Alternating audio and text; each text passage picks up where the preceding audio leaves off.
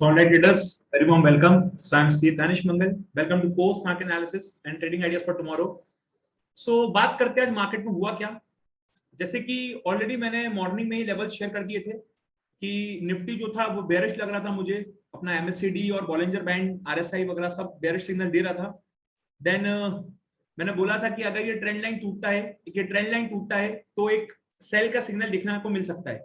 सो हुआ क्या, एक ट्रेंड लाइन मार्क करा, ठीक है। जैसे ही इसके नीचे इसके आसपास आ रहा था एक सेलिंग सिग्नल आया, उसके बाद एग्जैक्टली ये जो सपोर्ट लगा था यहाँ पे जो सपोर्ट लगा था, एक यहाँ पे सपोर्ट लेके प्राइस ऊपर गया, सपोर्ट लिया एक और बार, वापस से फिर ऊपर गया।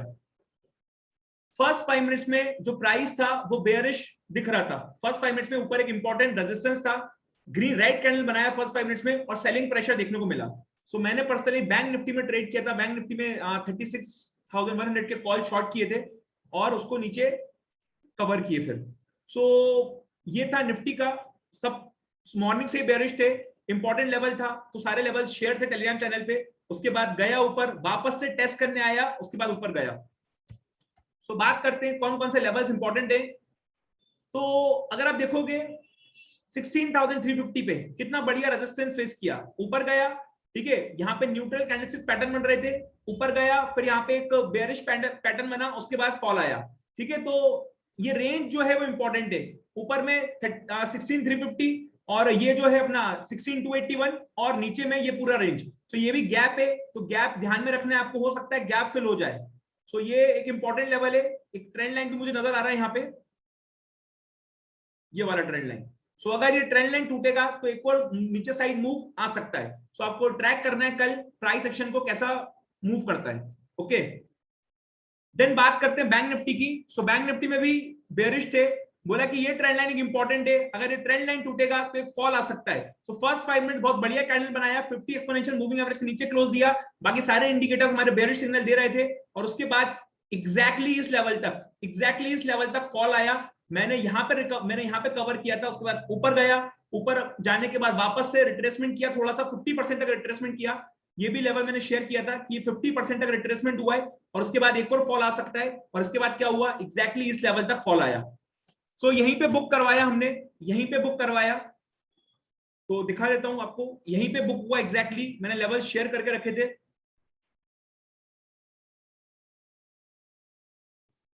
सो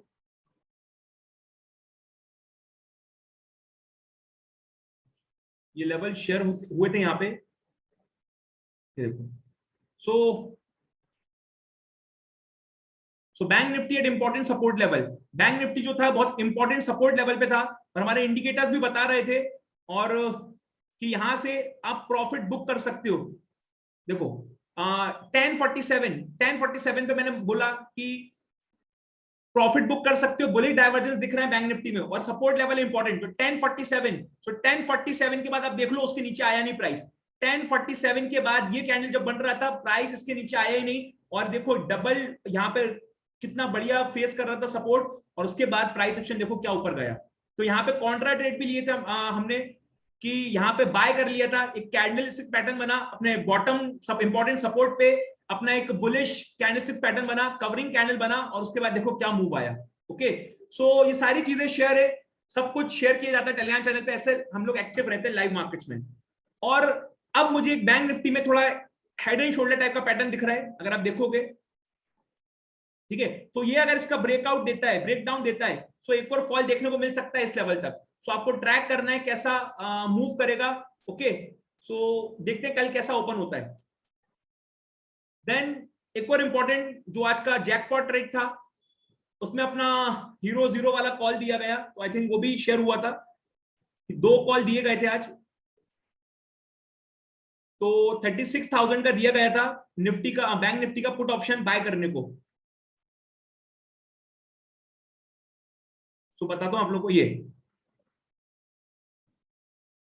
सो हीरो जीरो 2:12 पे दिया गया था, 36,000 का पी, ठीक है। 50 चल रहा था, 50 रुपीज चल रहा था, 36,000 का पी।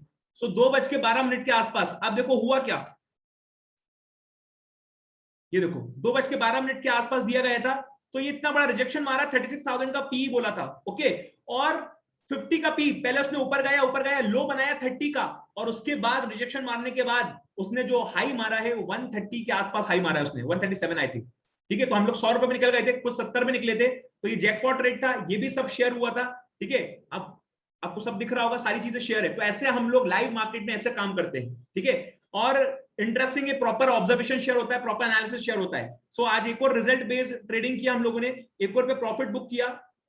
एस्कॉर्ट्स था आई थिंक, ये ओके एस्कॉर्ट्स था। एस्कॉर्ट्स में डिस्कस किया गया था कि सेल करना है 1246 से 53 के रेंज में, तो 2:34 मिनट पे 234 पे कि 1246 से 53 के बीच में आपको सेल करना है। तो देखते हैं क्या हुआ एस्कॉर्ट्स में।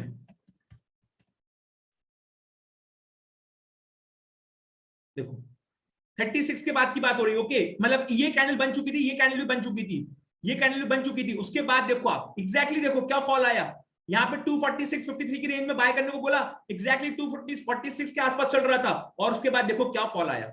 सो ऐसे वर्क कर रहे हैं हम लोग। ठीक है, प्रॉपर ऑब्जर्वेशन एनालिसिस के साथ। ठीक है, और गलत तो अभी हुए नहीं, 2-3 दिन से गॉड मार्केट जो है उसके साथ चल रहे हैं हम लोग, और अभी तक गलत नहीं हुए 2-3 दिन से। तो देखते हैं पर क्या होता है आगे। तो बात करते हैं हम स्टॉक्स की। ओके, प्रेस्टीज की बात करें, सो ये भी आप देखो एग्जैक्टली सारे लेवल शेयर थे, सारे लेवल शेयर थे। मैंने बोला था अगर इसका ब्रेकडाउन देता है तो आप देखो एग्जैक्टली कितना बढ़िया लेवल शेयर होते अपने।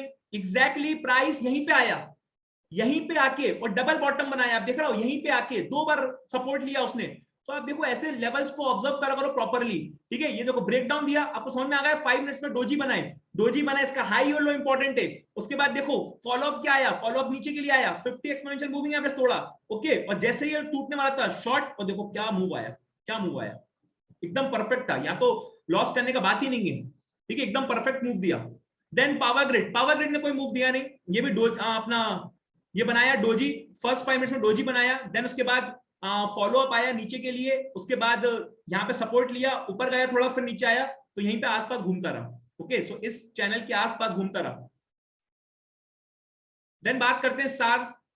तो ये भी क्या हुआ, बात कर रहा था कि ब्रेकडाउन देता है, इस लेवल का ब्रेकडाउन देता है तो मूव दे सकता है। तो मैं एक्सपेक्ट कर रहा था यहां तक आ सकता है, पर वो आया नहीं, और एग्जैक्टली प्राइस यहां पर गिरने के बाद यहां पे होल्ड करने लगा। तो अगर इसका ब्रेकडाउन देता तो एक और फॉल आ सकता था, पर प्राइस ने क्या करा, ऊपर गया, ऊपर गया, ऊपर गया, ऊपर गया, और फिर नीचे टेस्ट किया और वापस से फिर ऊपर गया। ठीक है, सो इसमें आप स्कैल्पिंग कर सकते थे, इसमें स्कैल्पिंग पॉसिबल थी।